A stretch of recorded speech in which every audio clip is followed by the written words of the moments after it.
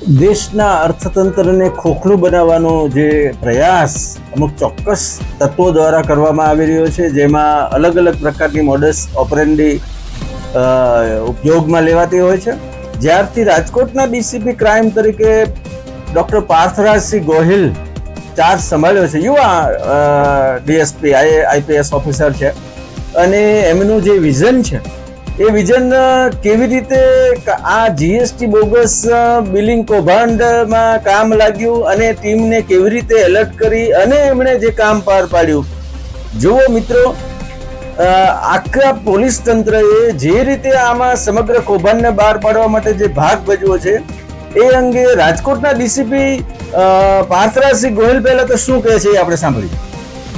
આ લોકોની જે મોડસ ઓપરેન્ડી છે એ પ્રમાણેની છે કે જે બિલ્સ બનાવવામાં આવે, કોઈ પણ પ્રોડક્ટ વેચવામાં આવે ત્યારે એક કંપની બીજી કંપનીને પ્રોડક્ટ વેચતી હોય એમાં ટેક્સ પોતે ભરી દીધો છે એ મુજબના બિલ્સ બનાવી દે છે. ખોટા બિલ ખરેખર પ્રોડક્ટનું વેચાણ ન થયું હોય. ફર્ધર એ બિલ્સ જે છે એ પાસ ઓન કરવામાં આવે. ફાઇનલી જ્યારે કોઈ પણ જે એન્ડ પ્રોડક્ટનો જે બિઝનેસમેન જે હોય એન્ડ પ્રોડક્ટમાં ઘણીવાર આ પ્રકારની જે કંપનીઓ જે છે એવા બોગસ બિલો ખરીદી લઈને ઇનપુટ ટેક્સ ક્રેડિટ મેળવી લેતા હોય, જેથી કરીને તેઓને જ્યારે જીએસટી ભરવાનું થાય ત્યારે જીએસટી એટલું ઓછું ભરવાનું થાય. અને તો આ એક 3 અલગ અલગ પ્રકારના કૌભાંડવાનું આ એક કૌભાંડ છે કે જે આપણે અત્યારે પકડ્યું છે કે ખોટા ભાડા કરારો બનાવી, આધાર કાર્ડનો દુરુપયોગ કરી અને ખોટી કંપની બનાવીને પરમાર એન્ટરપ્રાઇઝ નામની એક કંપની દ્વારા અન્ય વિવિધ આશરે 14 જેટલી કંપનીઓ છે તેને bogus below input tax credit pass on કરવા માટે થઈને આપેલા.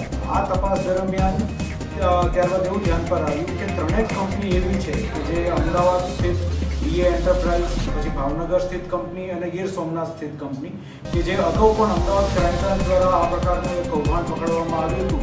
તે કૌભાંડની અંદર ધ્રુવી એન્ટરપ્રાઇઝ મેઇન કલ્પ્રેટ કંપની હતી. તેમની સાથે પણ આ પ્રકારનું એક આખું બોગસ બિલિંગનું કૌભાંડ આચરેલું. એટલે આ 3 કંપની અને એ સિવાય બીજી 11 કંપની એમ કુલ 14 કંપનીઓ જે છે તેના વિરુદ્ધ હાલ ફરિયાદ દાખલ કરવામાં આવી છે. કારાણી અમનભાઈ, અમન રફીકભાઈ, સૈયદ ઉર્ફે કાળુ, મજીદભાઈ, વિશાલ પરમાર અને પાર્થ પરમાર આટલા લોકોની અટકાયત કરી ધોરણસરની કાર્યવાહી હાથ ધરી.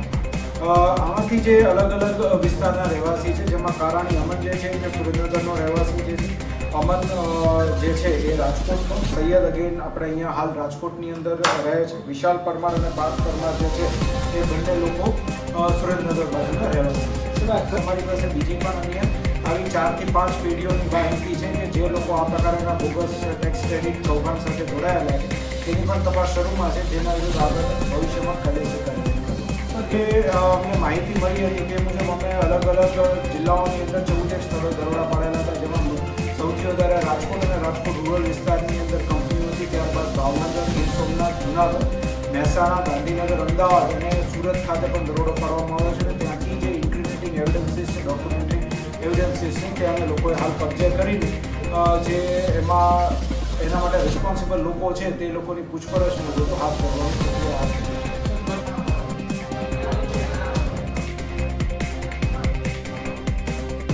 મિત્રો, છાસવારે આવા દેશના અર્થતંત્રને નુકસાન પહોંચાડવાના કિમિયાઓ અલગ અલગ પ્રકારે કરતા હોય છે, અને રાજકોટ પોલીસે જેને કહેવાય ને કે દારૂ, જુગાર, વરલી મટકા સહિતના ક્રાઇમ જે બને છે, અને પોલીસ ફક્ત આ જ કરે છે નહીં, વ્હાઇટ કોલર ક્રાઇમ આને કહેવામાં આવે છે કે જે આખું જેને કહેવાય કે જેને જનરલ પ્રજા ક્રાઇમ સમજે છે એ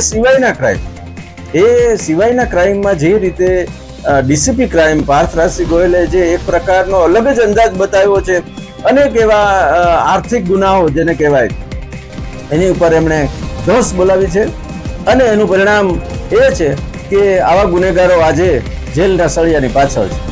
રાજકોટ, ભાવનગર, અમદાવાદ, સુરેન્દ્રનગર સહિતના આ બધા જે ભેજાબાજો જે છે એ આમાં સંકળાયેલા હતા, અને એ રીતે રાજકોટ પોલીસે જેને કહેવાય કે ગૌરવ લઈ શકાય એવી રીતની કામગીરી કરી અને ગુનેગારો ઉપર ધાક બેસાડી છે એમ કહી શકાય.